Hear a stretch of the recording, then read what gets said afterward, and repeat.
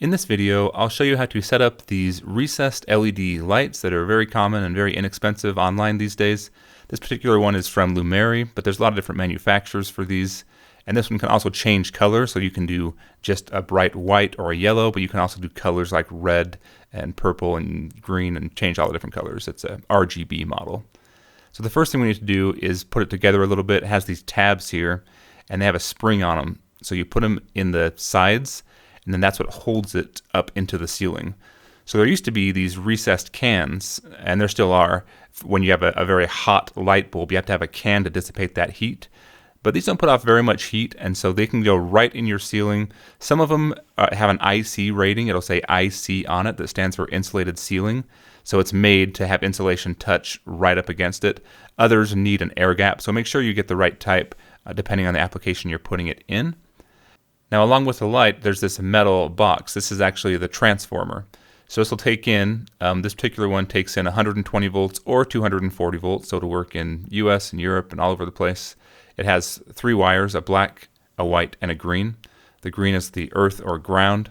And then it comes with some wire nuts also that you wire nut these together. So if you have colored wires you're hooking it to, you want to do the black to the black, the white to the white, and the green to the green.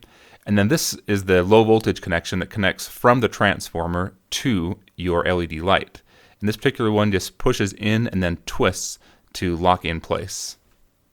So what you'll usually do is install the transformer up in the ceiling beforehand, before you sheetrock if possible. Or you can also cut and fit it through the hole and install it if you're doing a remodel, which a lot of people do. And then this light just fits up in here.